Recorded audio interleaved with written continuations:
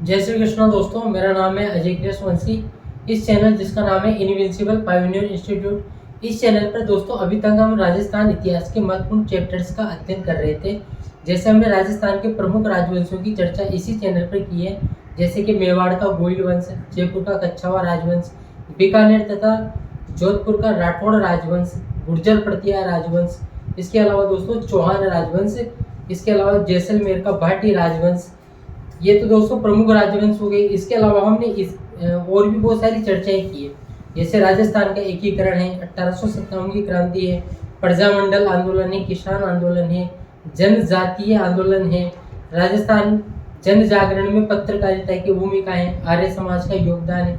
बहुत सारे चैप्टर्स, लगभग दोस्तों 100 से अधिक लेक्चर राजस्थान इतिहास से संबंधित इसी चैनल पर आ चुके हैं। आप चाहो तो राजस्थान इतिहास नाम से एक प्लेलिस्ट बनी हुई है, उसमें आप जो भी लेक्चर चाहो उसमें जाकर देख सकते हो।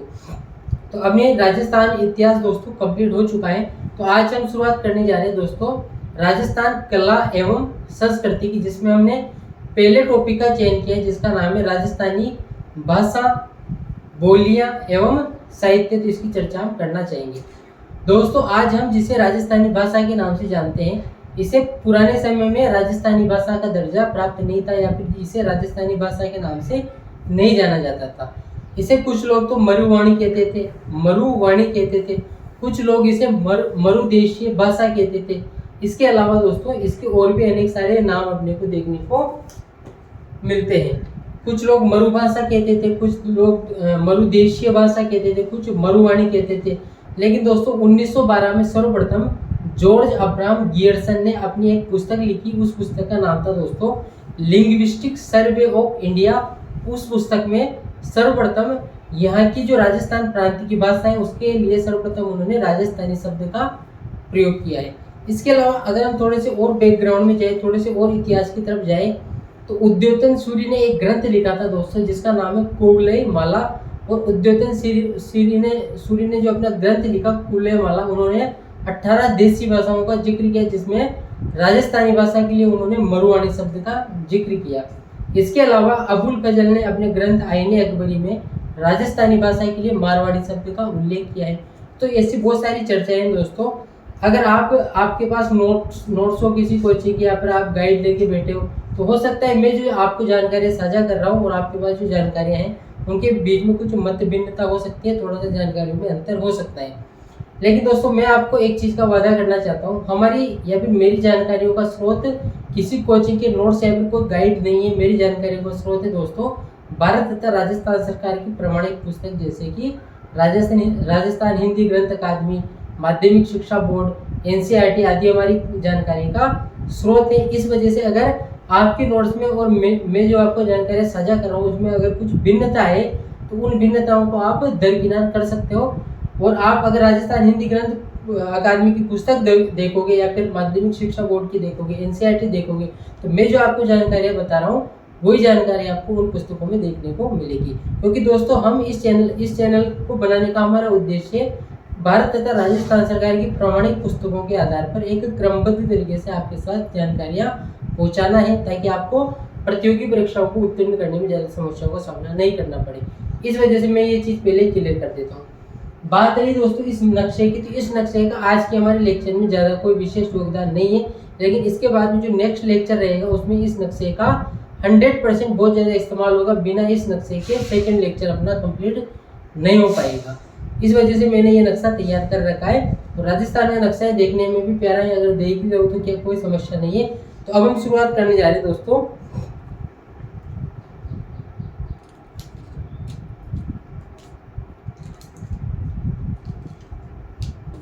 अब हम शुरुआत करने जा रहे हैं दोस्तों राजस्थान की भाषा, बोलियां एवं साहित्य की। पहले राजस्थानी भाषा का जो मैंने थोड़ा सा इतिहास बताया आपको, उसको एक बार लिख भी लेते हैं। राजस्थानी भाषा के लिए दोस्तों मरुभाषा, मरुदेशीय भाषा, मरुवाणी, किस प्रकार के शब्दों का उल्लेख हमें देखने को मिलता है। जैसे अगर हम चर्चा करें दोस्तों, तो उद्योतन सूरी जिन्होंने एक ग्रंथ लिखा दोस्तों, ये काफी महत्वपूर्ण है, इनका ग्रंथ याद भी रखना आप, इसका नाम कुवलय माला। एग्जाम में राजस्थान की अलग अलग प्रतियोगी परीक्षाओं में दोस्तों इस ग्रंथ के बारे में पूछा गया है कि कुवलयमाला नामक ग्रंथ की रचना किसने की, या फिर उद्योतन सूर्य की ग्रंथ का क्या नाम है। तो आपको जानकारी होनी चाहिए कुवलयमाला। 8वीं शताब्दी में इन्होंने ग्रंथ लिखा जिसमें दोस्तों इन्होंने 18 देसी भाषाओं का जिक्र करते हुए राजस्थानी भाषा के लिए मरुवाणी शब्द का उल्लेख किया।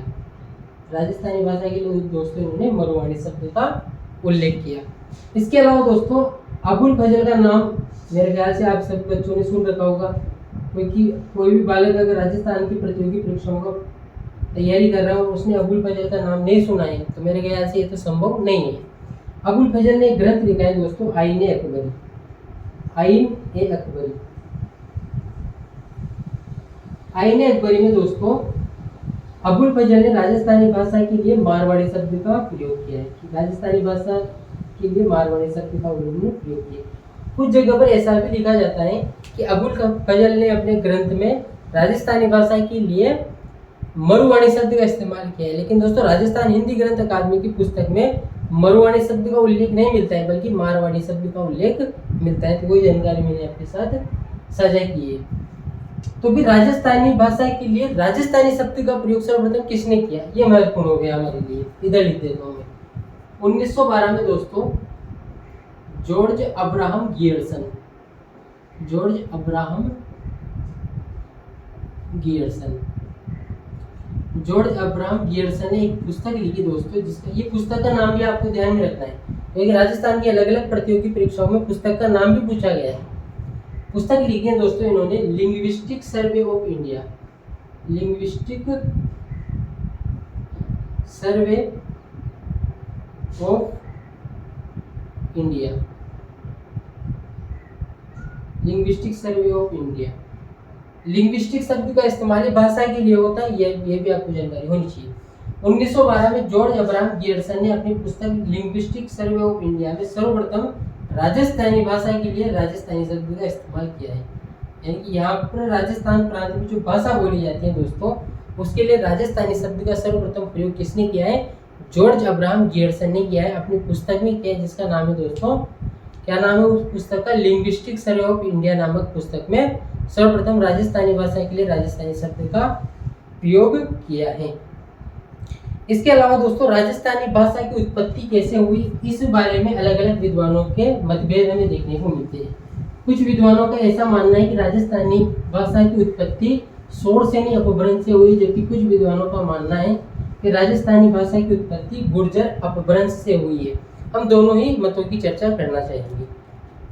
कुछ विद्वानों का मानना है कि राजस्थानी भाषा की उत्पत्ति शोरसेनी अपभ्रंश से हुई है। शोरसेनी अपभ्रंश से हुई है, जबकि दोस्तों डॉक्टर मोतीलाल मेनारिया, डॉक्टर मोतीलाल मेनारिया,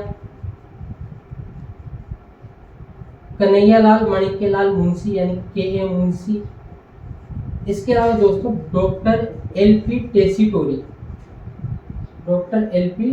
टेसीटोरी, इन विद्वानों का मानना है कि राजस्थानी भाषा की उत्पत्ति शोरसेनी अपभ्रंश से नहीं होकर बल्कि गुर्जर अपभ्रंश से हुई है। कैसे हुई है, गुर्जर अपभ्रंश से हुई है। Doctor L P. टेसीटोरी के बारे में मैं आपको थोड़ी सी जानकारी और साझा करना चाहता हूँ। Doctor L P. टेसीटोरी, जिनका संबंध दोस्तों इटली से है, विद्वान व्यक्ति थे जो कि भाषा के संबंध में अनेक सारे कार्य कर रहे थे। इनका राजस्थान में आना होता है। बीकानेर के शासक गंगा सिंह, उस समय बीकानेर के शासक होते हैं, उनके यहाँ आते हैं, रुकते हैं, काफी लंबे समय तक उनके वहाँ डॉक्टर एल.पी. टेसीटोरी द्वारा बिताया जाता है। और डॉक्टर एल.पी. टेसीटोरी की मृत्यु भी बीकानेर में हो जाती है। राजस्थानी भाषाओं के संबंध में डॉक्टर एल.पी. टेसीटोरी का महत्वपूर्ण योगदान है। इनका काफी रिसर्च है और इन्होंने राजस्थानी भाषा की उत्पत्ति और विकास को समझाने में भी महत्वपूर्ण भूमिका का निर्वहन किया है। Doctor L P. टेसीटोरी ने दोस्तों एक पत्रिका जिसका नाम है Indian एंटीक्वेरी, Indian एंटीक्वेरी,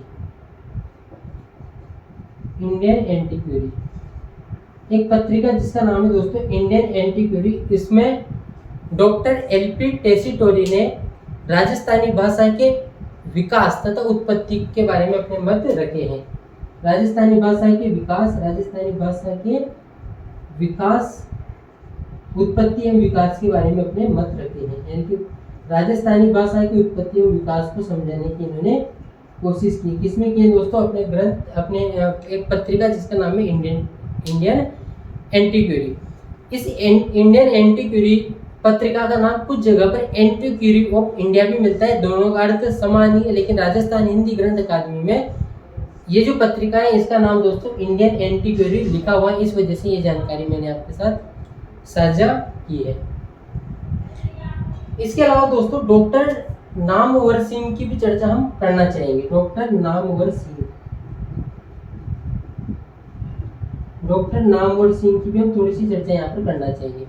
doctor Namvar Singh का ऐसा मानना है, और मानना क्या है दोस्तों, ये बात जो उन्होंने बताई वो सत्य की भी बहुत ज्यादा नजदीक है।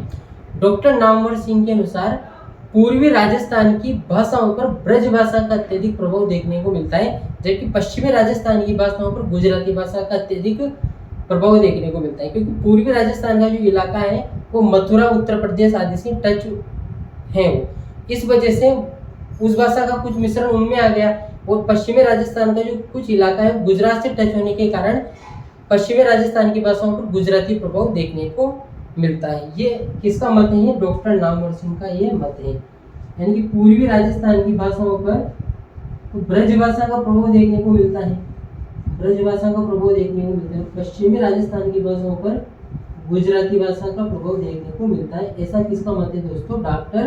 डॉक्टर नामवर सिंह का ऐसा मत है। इसके अलावा एक और बात जो प्रचलन में उसका भी जिक्र हम यहाँ पर करना चाहेंगे। पूर्वी राजस्थान में जो साहित्य रचा गया, जो साहित्य लिखा गया, और पूर्वी राजस्थान की जो रचनाएं हैं उनके लिए पिंगल शब्द का इस्तेमाल देखने को मिलता है। और पश्चिमी राजस्थान में जो साहित्य रचना देखने को मिलती है, पश्चिमी राजस्थान की जो बोलियां हैं, भाषा है, उनके लिए दोस्तों डिंगल शब्द देखने को मिलता है। तो यही लिख भी देते सच्चा हो तो पूर्वी राजस्थान की बोलियां एवं पूर्वी राजस्थान में जो साहित्य लिखा गया है उसके लिए पिंगल शब्द, और पश्चिमी राजस्थान में जो बोलियां हैं, जो साहित्य लिखा गया है उसके लिए डिंगल शब्द हमें देखने को मिलता है। तो एक छोटी सी जानकारी है दोस्तों, ये भी आप जरूर ध्यान में रखना। अभी तक की चर्चा में दोस्तों हमने ये समझने की कोशिश की है कि राजस्थानी भाषा का विकास कैसे हुआ है, राजस्थानी भाषा का उत्पत्ति कैसे हुई है, किन किन विद्वानों का इसमें योगदान रहा है। अब हम क्षेत्रीय बोलियों की थोड़ी सी चर्चा करना चाहेंगे। तो बिना टाइम इसकी क्षेत्रीय बोलियों के बारे में भी हम थोड़ी सी चर्चा करके इस लेक्चर को समाप्त करना चाहते हैं। इसके बाद में डिटेल में हम कल ही शुरुआत कर पाएंगे, नेक्स्ट लेक्चर में डिटेल में शुरुआत कर पाएंगे। थोड़ी सी चर्चा हम क्षेत्रीय बोलियों की करना चाहेंगे। भाषा और बोलियों में क्या अंतर है आप सबको जानकारी हो कि भाषा का जो परिप्रेक्ष्य होता है, भाषा का जो क्षेत्र होता है वो विस्तृत होता है। यानी कि एक बड़े क्षेत्र में जो बोली बोली जाती है उसे भाषा कहते हैं, जबकि बोली का क्षेत्र संकुचित होता है, संकीर्ण होता है। यानी कि कम क्षेत्र में बोली जाने वाली जो बोली होती है उसे बोली कहा जाता है, जबकि बड़े भूभाग के लिए प्रयोग में लाई जाने वाली जो बोली होती है उसे भाषा कहा जाता है। क्षेत्रीय बोलियों की थोड़ी सी चर्चा करना चाहिए। क्षेत्रीय बोलियां डॉक्टर अब्राहम गियर्सन के अनुसार, डॉक्टर अब्राहम गियर्सन ने राजस्थान में जो बोलियां हैं, क्षेत्रीय बोलियां हैं, इनको दोस्तों मुख्यतः 5 वर्गों में विभाजित किया है। लेकिन वर्तमान में और सामान्य तौर पर हम राजस्थान की बोलियों को 5 वर्गों में नहीं बल्कि 2 मोटे मोटे वर्गों में विभाजित करते हैं। एक तो पूर्वी राजस्थान की बोली और एक पश्चिमी राजस्थान की बोलियां।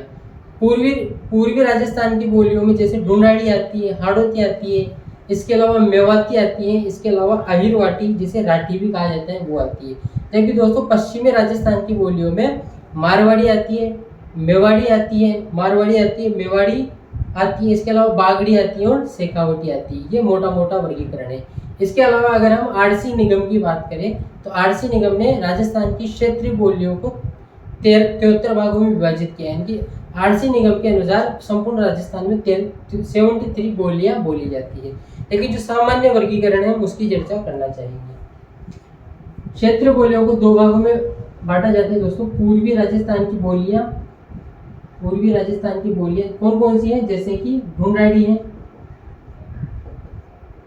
ठीक है दोस्तों। इसके अलावा हाड़ौती है, ढूंढाड़ी है, हाड़ौती है, मेवाती है, इसके अलावा अहिरवाटी है, ये चिंता करने की आवश्यकता नहीं है आपको कि ये बोलियाँ क्या है, कहाँ पर बोली जाती है, क्योंकि हमारा जो नेक्स्ट लेक्चर रहेगा वो इनके संबंध में रहेगा। हम उस लेक्चर में चर्चा करेंगे कि कौन सी बोली कौन से क्षेत्र में बोली जाती है। जैसे ढूंढाड़ी कहाँ पर बोली जाती है, बागड़ी कहाँ पर बोली जाती है, खेराड़ी कहाँ पर बोली जाती है, अहिरवाटी कहाँ पर बोली, ये सारी चर्चाएं हमारे नेक्स्ट लेक्चर में रहेगी। फिलहाल मैं आपको एक सामान्य क्लासिफिकेशन दे रहा हूँ, एक सामान्य वर्गीकरण आपके सामने प्रस्तुत कर रहा हूँ। पश्चिमी राजस्थान की बोलियां, ये क्या लिख रहा हूँ दोस्तों में, ये सामान्य वर्गीकरण है। जो ये न तो ये वर्गीकरण आरसी निगम का है, न ये वर्गीकरण गियर्सन का है, ये सामान्य वर्गीकरण माना जाता है। पूर्वी राजस्थान की वो बोलियां हैं जो लिख चुका हूँ। पश्चिमी राजस्थान की कौन कौन सी बोलियां हैं दोस्तों, मारवाड़ी है, मेवाड़ी है, मारवाड़ी है, मेवाड़ी है, बागड़ी है दोस्तों, बागड़ी बोली। इसके अलावा दोस्तों शेखावटी बोली, बागड़ी और शेखावटी बोली। यानी कि हम कह सकते हैं दोस्तों मोटे मोटे तौर पर राजस्थान की बोलियों को दो वर्गों में वर्गीकृत किया गया है। पूर्वी राजस्थान की बोलियां जिसमें ढूंढाड़ी, हाड़ौती, मेवाती, अहिरवाटी आती है, और पश्चिमी राजस्थान की बोलियां जिसमें मारवाड़ी, मेवाड़ी, बागड़ी और शेखावटी आती है। आज जो हमारा दोस्तों ये लेक्चर है, ये सामान्य लेक्चर है, एक ये इंट्रोडक्शन वाला लेक्चर है जिसमें हमने चर्चा की है कि राजस्थानी भाषा का विकास कैसे हुआ, उत्पत्ति कैसे हुई, किसका इसका अपभ्रंश माना जाता है, सर्वप्रथम किसने प्रकाश डाला, राजस्थानी शब्द का उपयोग सर्वप्रथम किसने किया, लिंग्विस्टिक सर्वे ऑफ इंडिया पुस्तक का रचयिता कौन है, फूले वाला ग्रंथ किसने लिखा, एंटीक्यूरी, इंडियन एंटीक्यूरी क्या है, और मोटे मोटे तौर पर जो वर्गीकरण है वो मैंने आपके सामने प्रस्तुत कर दिया। ये जो मैप है दोस्तों, इसका जिक्र हम नेक्स्ट वाले लेक्चर में करेंगे और प्रत्येक बोली को विस्तार से समझने की कोशिश करेंगे।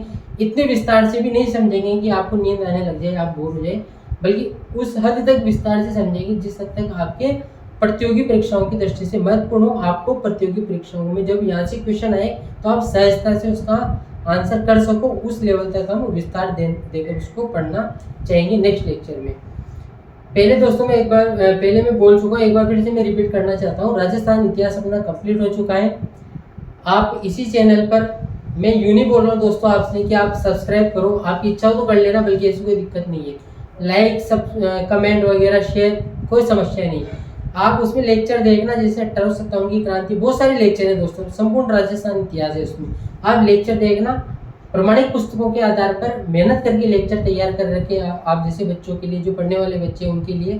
फिर आपको अगर अच्छा लगे तो कुछ कर देना, जो भी लोग बाग कहते हैं ये करो वो करो, मैं नहीं बोलता कभी। मैंने 100 से ज़्यादा वीडियो दोस्तों राजस्थान इतिहास की बना चुका हूँ, लेकिन मैंने किसी लेक्चर में वो जो 2-3 बातें बोलते हैं मैं उनका जिक्र भी नहीं करना चाहता। वो लाइक, शेयर, कमेंट वगैरह वो मैं नहीं बोलता हूँ। आपको अच्छा लगे, क्योंकि आज का बच्चा समझ रहा है, उसको ये बोलने की आवश्यकता नहीं है। उसको अगर लगे कि टीचर मेहनत कर रहा है और जो कंटेंट दे रहा है उसमें प्रामाणिकता है, हमारी प्रतियोगी परीक्षाओं की दृष्टि से महत्वपूर्ण है, तो जो विद्यार्थी है, जो अभ्यर्थी है, वो खुद इतना समझदार है कि ये सारी चीज़ें करने में सक्षम है। इस वजह से ये बातें दोस्तों बोलने की नहीं है। तो दोस्तों थोड़ा सा टाइम वेस्ट भी कर दिया, थोड़ा बहुत टाइम पास भी कर दिया मैंने, लेकिन फिर भी महत्वपूर्ण जानकारी साझा करने का प्रयास किया है। उम्मीद करता हूँ दोस्तों आज की जो पर्टिकुलर सेशन है, जो कि हमारे राजस्थान कला तथा संस्कृति का पहला लेक्चर भी है, ये आप सबको आपकी कॉम्पिटिटिव एग्जाम में निश्चित तौर पर फायदा पहुंचाएगा। इसके बाद में हमारी मुलाकात होती है नेक्स्ट लेक्चर में, जिसमें हम राजस्थान की बोलियों का जिक्र करेंगे, कौन से क्षेत्र में कौन सी बोली बोली जाती है। थोड़ा सा ढंग से इस चीज़ को देखने की हम कोशिश करेंगे। अगर आपने लेक्चर को शुरू से अंत तक देखा है तो निश्चित तौर पर आप बधाई के पात्र हो। थैंक यू वेरी मच, धन्यवाद।